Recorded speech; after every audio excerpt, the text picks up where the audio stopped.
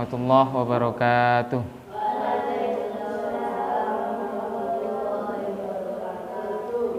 Bagaimana kabarnya hari ini anak-anak? Baik? Alhamdulillah, mudah-mudahan kita selalu diberi kesehatan sama Allah.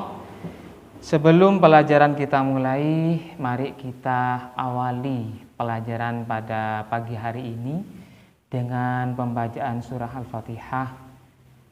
Pahalanya kita hadiahkan kepada Nabi kita, Nabi Muhammad SAW, kepada keluarganya Nabi Muhammad, kepada para sahabat Nabi Muhammad, kepada semua para nabi, para malaikat, kepada semua para alim, para ulama, dan juga kepada guru-guru kita, baik yang sudah wafat ataupun yang masih hidup, dan juga tak lupa kepada kedua orang tua kita. Kita berdoa kepada Allah, mudah-mudahan kedua orang tua kita selalu diberi kesehatan sama Allah. Amin. Dan juga mudah-mudahan sama Allah kedua orang tua kita selalu diberi kelancaran mencari rezeki buat kita. Dan juga kepada orang tua kita yang sudah meninggal, mudah-mudahan sama Allah selalu diampuni segala dosa-dosanya dan semua amal baiknya mudah-mudahan diterima sama Allah. Ala hadiniyati sholihah wa ala ma nawaina wa bi syafaati Rasulillah sallallahu alaihi wasallam. Al-Fatihah. A'udzu billahi minasyaitonir rajim. Bismillahirrahmanirrahim. Alhamdulillahirabbil alamin. Arrahmanir rahim. Maliki yaumiddin. Iyyaka na'budu wa iyyaka nasta'in. Ihdinas shiratal mustaqim. Shiratal ladzina an'amta 'alaihim ghairil maghdubi 'alaihim waladdallin. Amin. Selanjutnya, sebelum pelajaran kita mulai, pelajaran yang baru kita mulai yaitu pelajaran tentang sholat Idain. Mari kita mengingat pelajaran yang kemarin yaitu sholat sunnah tahajud. Sholat sunnah tahajud. Sholat sunnah tahajud minimal berapa rakaat? 2 rakaat. Maksimal 12 rakaat. Iya, 12 rakaat. Kita bisa melaksanakan.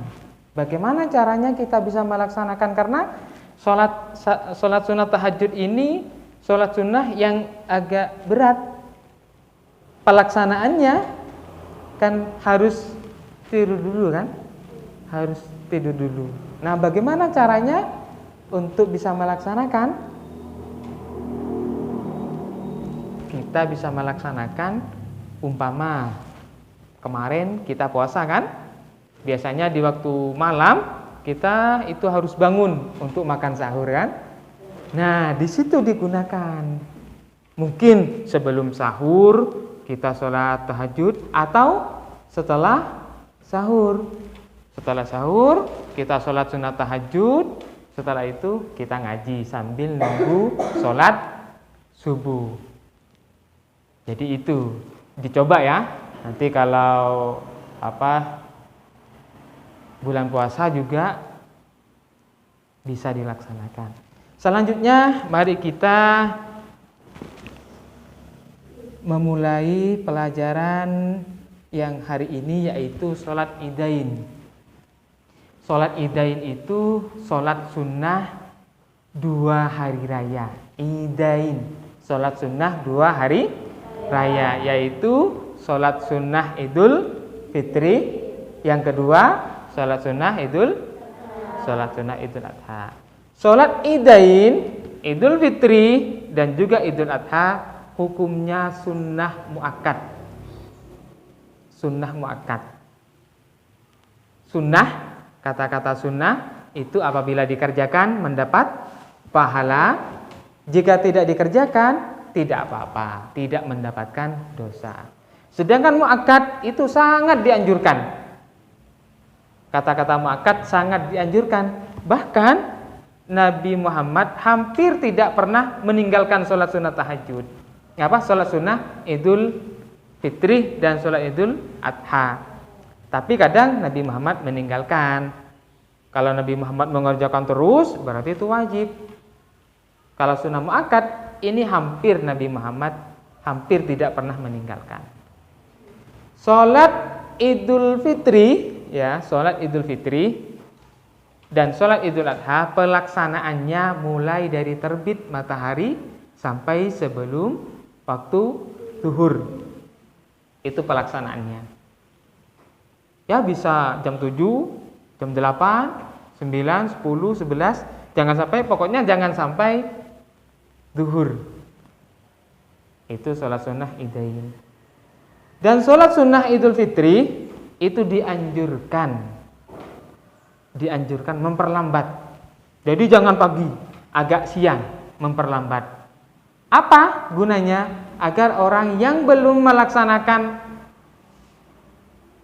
zakat itu ada kesempatan. Makanya dianjurkan agak siang pelaksanaannya.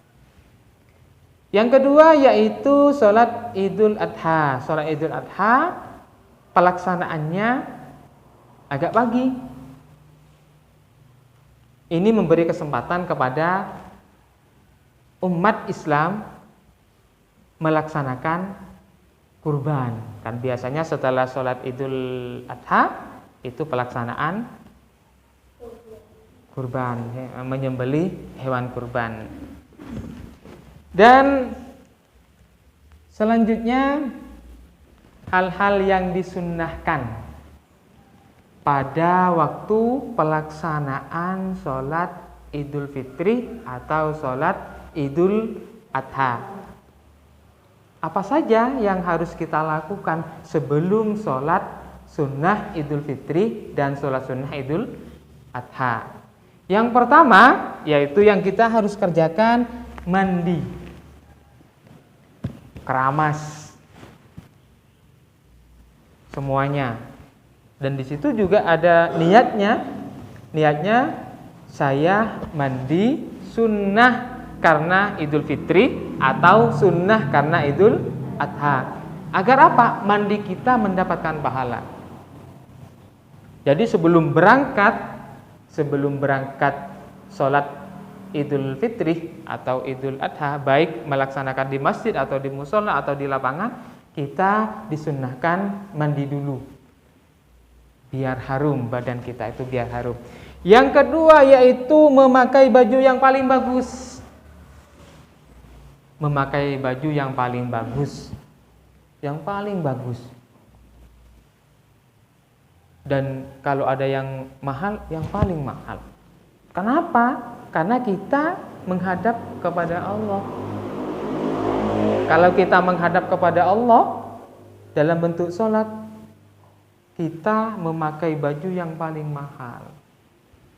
Jangan hanya kalian jalan-jalan pakai yang bagus, tapi pada waktu kita sholat, pakailah baju yang paling bagus.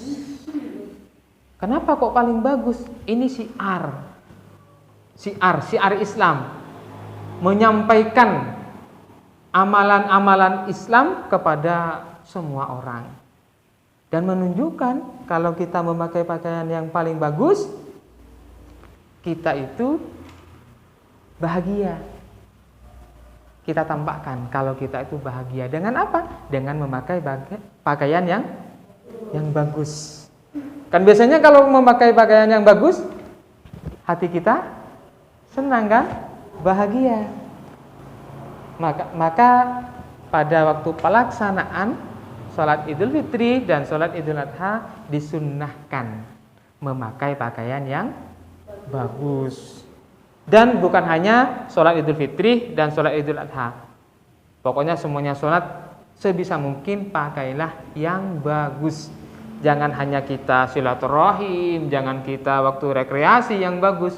Pada waktu kita sholat, pakailah pakaian yang paling bagus. Selanjutnya yang kita harus lakukan Umpama kita sholat Idul Fitri atau sholat Idul Adha ke masjid, kita berangkat lewat jalur, umpama jalur paling kanan.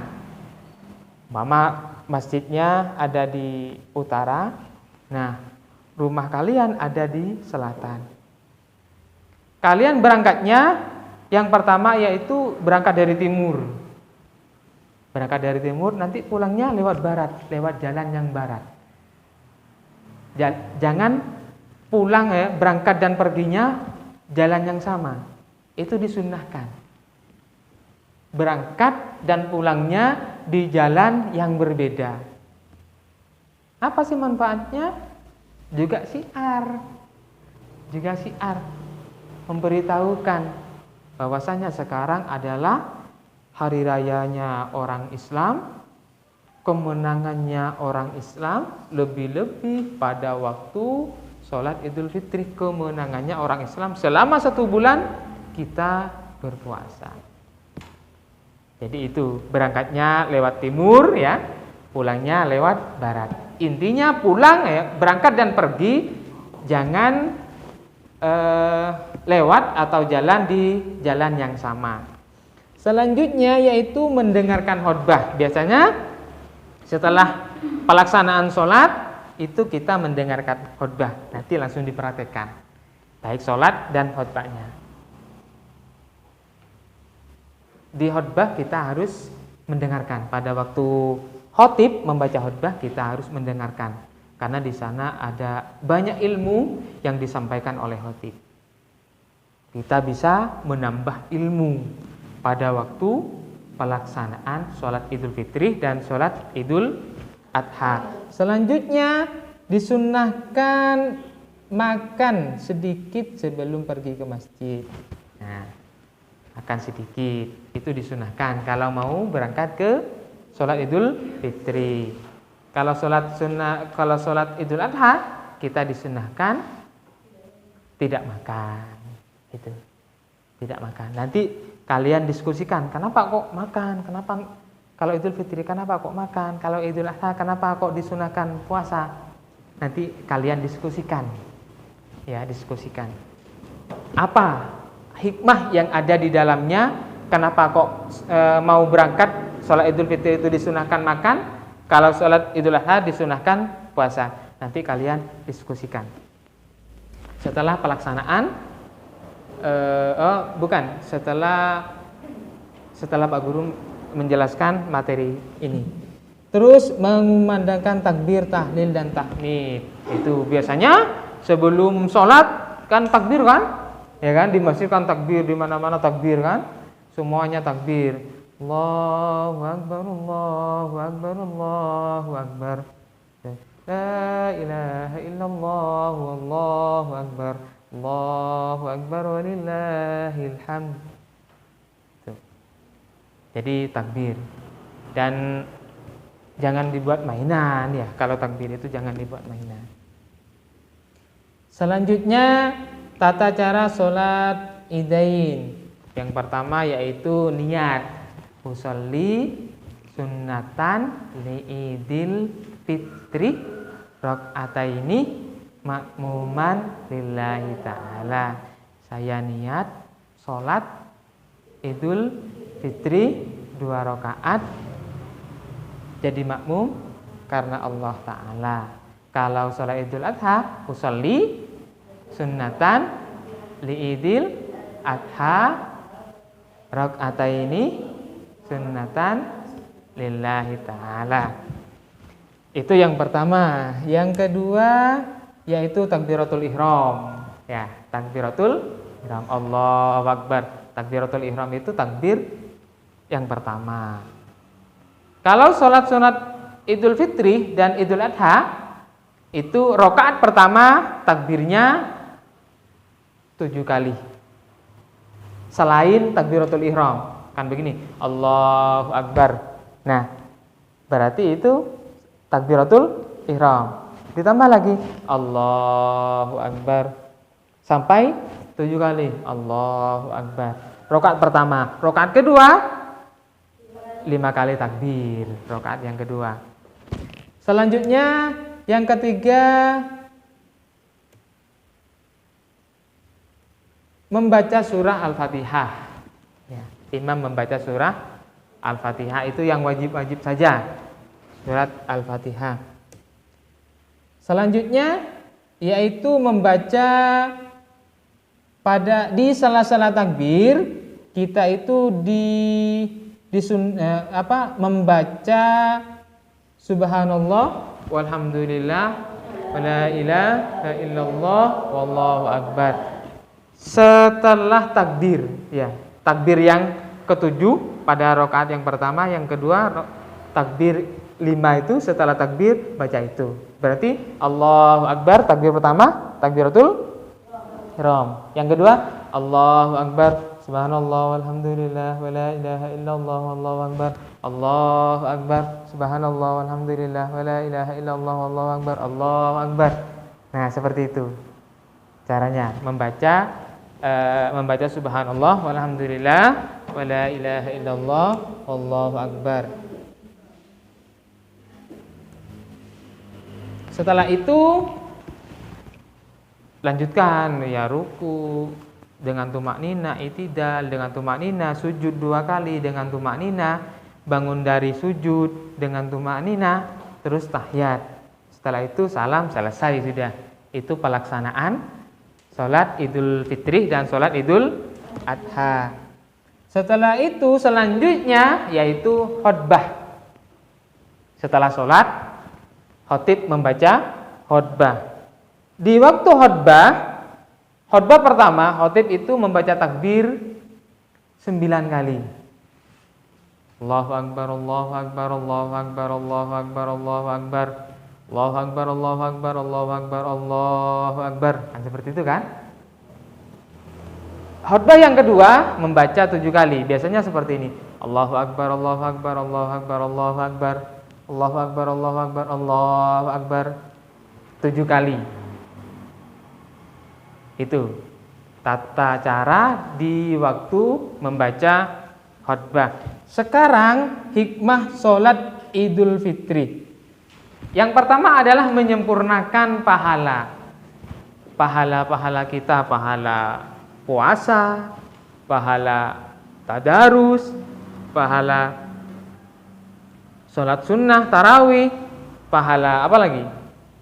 Sedekah. Itu disempurnakan dengan salat sunnah Idul Fitri. Itu disempurnakan. Jadi salat Idul Fitri itu penyempurna dari ibadah kita di waktu bulan puasa. Yang kedua yaitu mendekatkan diri kepada Allah dengan takbir. Biasanya kan kita langsung ingat kan, Allahu akbar, Allahu akbar. Kita langsung ingat kepada Allah. Kita langsung ingat kepada Allah. Lebih mendekatkan diri kepada Allah.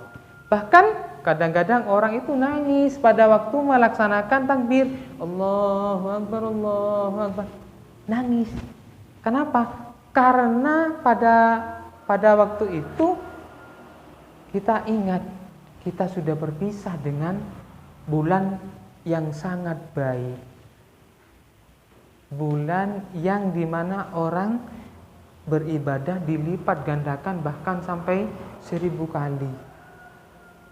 Kita tidak bisa sedekah 1000, pahalanya bagaikan 1 juta. Kadang-kadang waktu takbir kita itu nangis, ya, karena kita dipisahkan dengan bulan Ramadan. Selanjutnya mempererat tali persaudaraan. Ini dengan sholat Idul Fitri kita saling erat. Kita berkumpul kan? Ya kan? Semuanya berkumpul. Tetangga kita berkumpul, bukan hanya tetangga. Kadang saudara kita yang bekerja di Bali, di Surabaya, di Jakarta, di Kalimantan, Sulawesi, dan semuanya di luar negeri, di Malaysia, di Singapura, di Arab Saudi, semuanya pulang biasanya kan? Pulang kampung, mudik katanya. Itu karena diantaranya ada sholat Idul Fitri, mempererat, bersatu.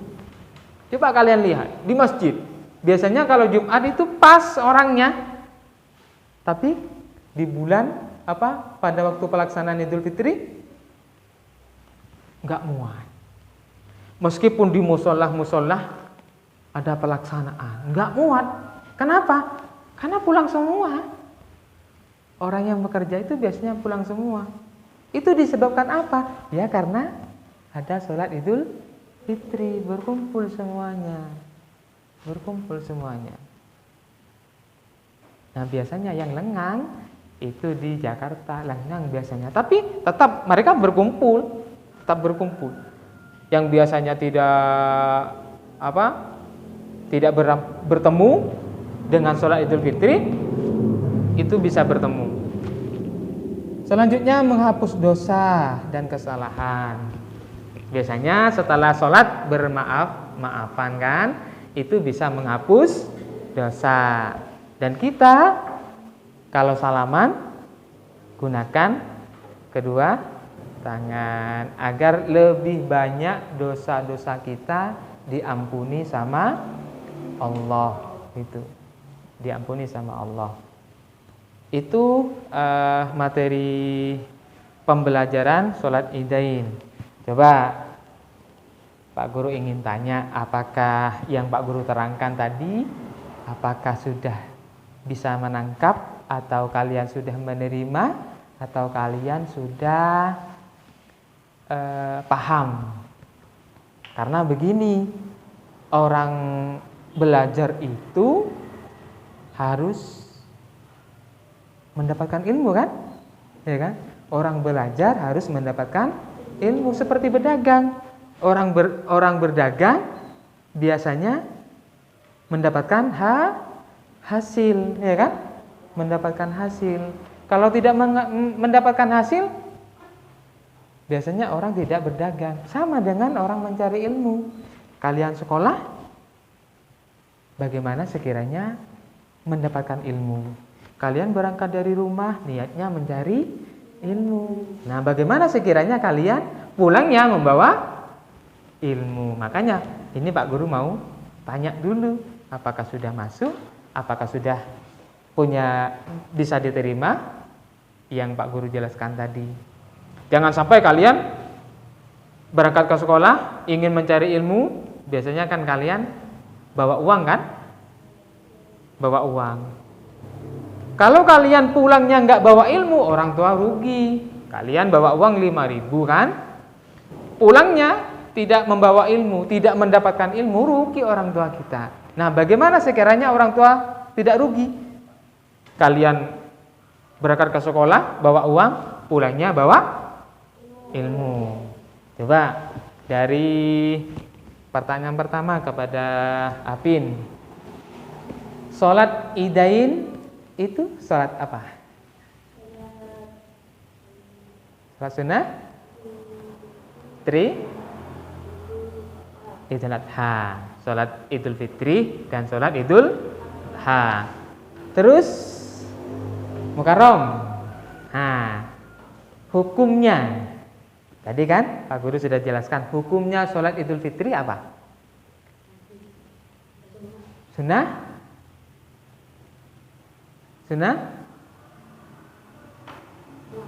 Sunnah muakkad. Diingat ya? Lagi. Ini kurang masuk ini. Lagi Pak Guru tanya, sholat Idul Fitri dan sholat Idul Adha hukumnya sunnah muakkad. Nah, sekarang baru tahu sudah. Sekarang yang ketiga yaitu Rafki. Pertanyaan untuk Rafki.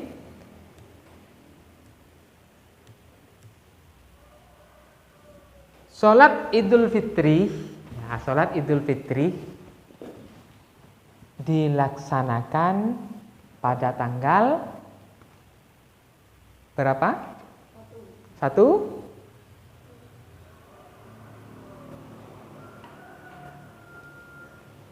apa?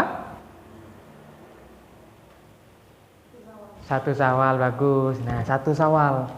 Makanya biasanya dikenal Syawalan kan? 1 Syawal.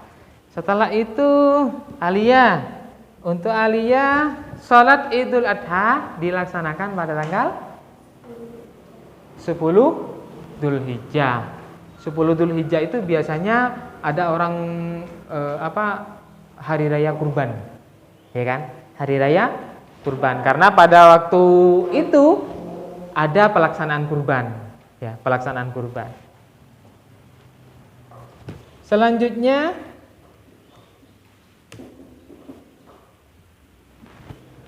pelaksanaan sholat Id kapan waktunya?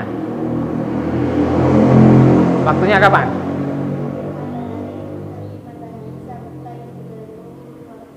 Nah, mulai dari terbit matahari sampai sebelum duhur, sebelum duhur. Sudah, itu saja pertanyaan Pak Guru. Alhamdulillah kalian sudah ingat, sudah tahu apa yang Pak Guru jelaskan. Selanjutnya yang Pak Guru jelaskan tadi, coba kalian diskusikan. Ya, diskusikan. Apa yang kalian tangkap dari pelajaran tadi. Ayo diskusikan. Yang perempuan jadikan satu, yang laki-laki dijadikan satu.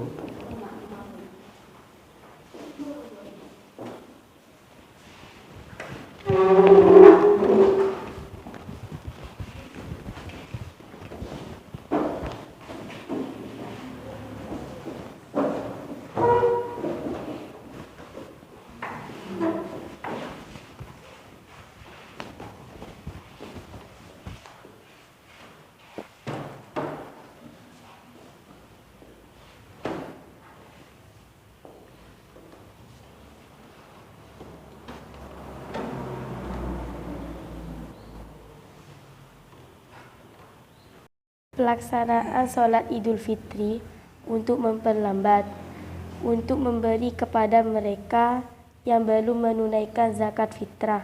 Artinya, pelaksanaan sholat Idul Fitri agak siang, jangan terlalu pagi, dan juga disunahkan tidak puasa. Dan biasanya langsung silaturahim ke rumah sanak famili.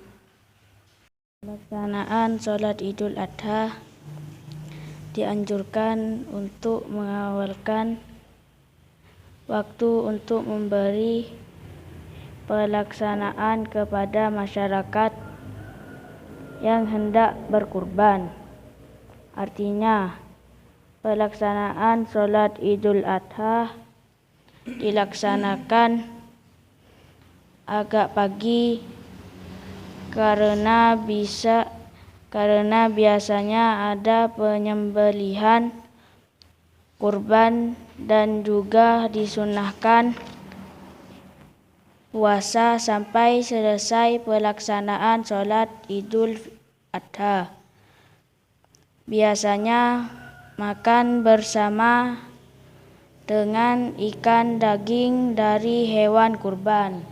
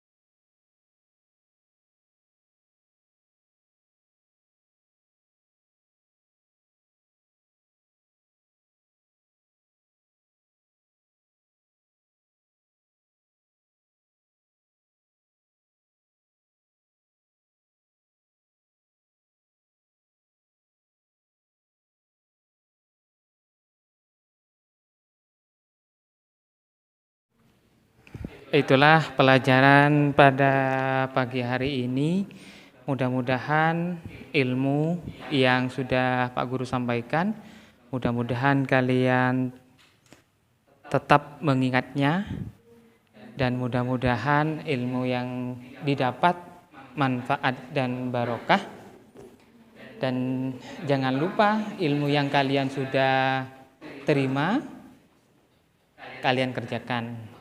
Karena percuma mempunyai ilmu kalau tidak dikerjakan. Ya, mudah-mudahan kita berdoa kepada Allah, kita selalu dimudahkan untuk melakukan amal ibadah, juga sholat Idul Fitri dan Idul Adha ini. Dari Pak Guru, sebelumnya mohon maaf yang sebesar-besarnya kalau ada salah kata dan perbuatan. Kalau baik itu semata-mata dari Allah, dan kalau perbuatan yang tidak baik itu semata-mata karena dari haliyah atau perilaku dari Pak Guru. Mari kita tutup pelajaran pada pagi hari ini dengan pembacaan Alhamdulillah bersama-sama. Alhamdulillahirabbil alamin. Kami tutup. Wassalamualaikum warahmatullahi wabarakatuh.